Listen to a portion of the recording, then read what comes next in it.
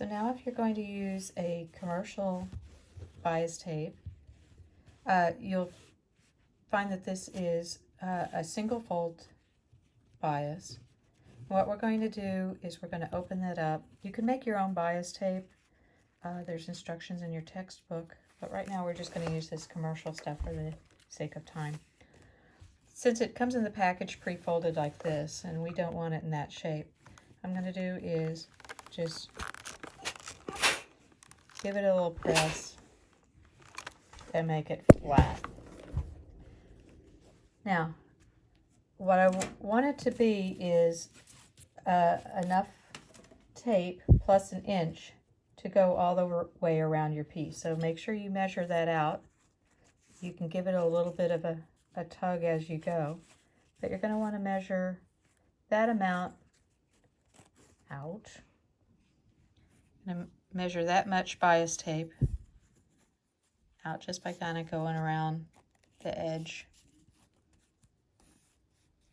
once again, and then clip yourself off a nice piece. So once you have it cut to the length that you want, we're going to do what's called circling. Let me finish pressing this on.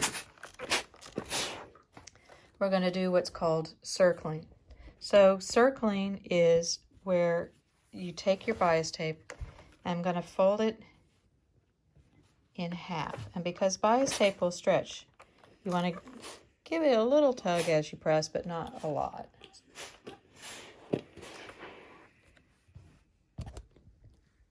Don't look at my ugly ironing board. Okay, so what we're going to do is we're going to go around, and as you iron, you're going to gently tug this and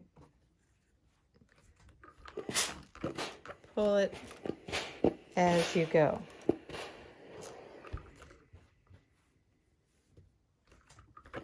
Just give it a gentle tug.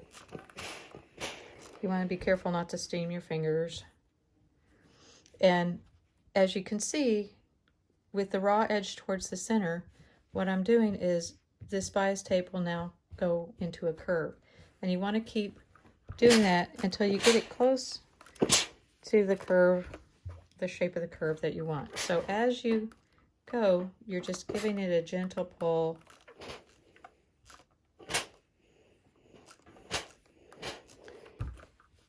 And the bias tape will stretch into a circle. It doesn't have to be exactly the circle that you want, but just any curve into it will help shape it before you put it onto your hat. If you don't shape it and you leave it flat like this, as you sew, you're going to have to do a lot more pulling and tugging in order to get it to lay flat. So what we've done is we've made it a larger circle on the outside and a smaller circle on the raw side. So now what we're going to do is we're going to go and take our bias tape that we've circled. So we made it into a curve, and we're going to fold it over the edge of our tip, over the wire. And it's best if you can start in the center back or where your connector is. Go just past your connector. Open that up, and you want the fold, the new crease, to be right on the edge so that you know that you're getting the same amount on the front side as the back side. Now you can go around and put some pins in here if you want. Personally, I find them more annoying than helpful, but that's a personal, if you want to do that, that's up to you. So you can do that. So as you're going, what you're doing is you're pulling right up against that wire. So you're pulling that bias tape tight so that when it lays down, it'll lay down flat here at the edge. If you don't do that, what will happen is you'll start getting these little puckers, and that's going to show on the outside of your hat. So as you go, give it a nice firm tug and pin through the buckram.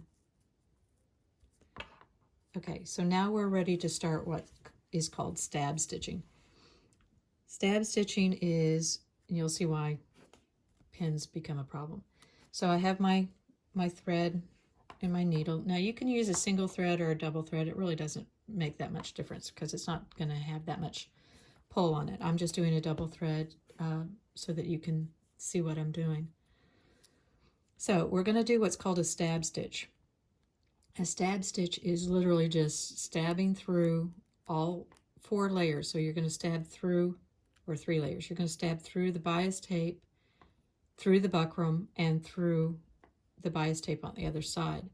You're going to want to make sure you stitch close to this raw edge, but you're going to want to make sure that you're catching it on both sides as you go. So I'm stabbing it through. Normally when we're doing a running stitch like this, I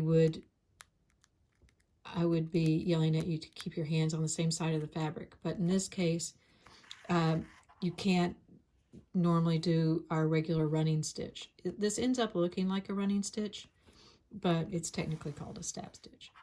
So we're going to go in and out all the way around, catching both layers. Stitches are about 1/4 of an inch long. Some people say you can use a 1/2 inch. Personally, I find that is not going to lay down flat enough.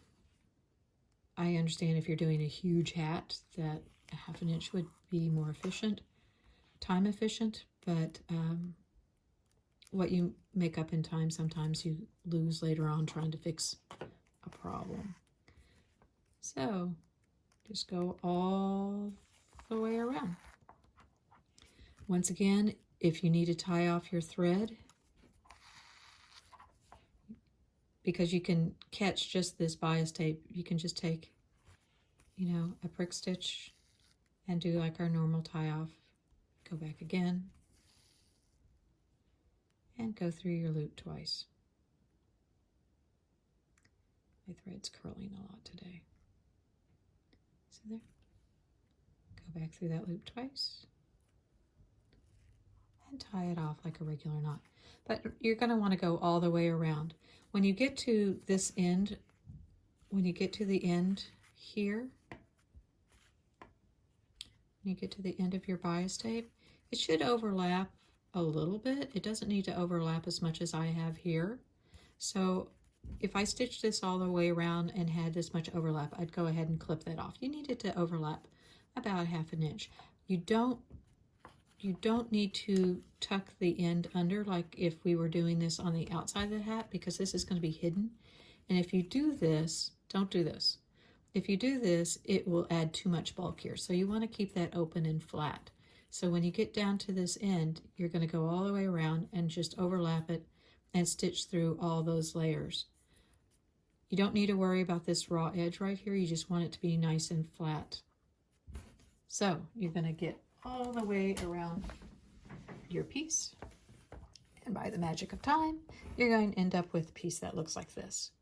So you're going to wire and do what's called mulling. This is called mulling, where it's covering the edge of your wire so that when we put the covering over this, it won't have a real big jagged bump here at the edge. So sometimes you do this in felt, sometimes you do it with just bias tape like this. If you're doing a really fine hat where the fabric is very thin that you're covering it with, then you could also cover this in felt. For this particular project, we won't need to do that. But this is called mulling. It's just making the edge a little bit smoother so that when you do the covering, you won't get a big bump. The transitions will be much smoother.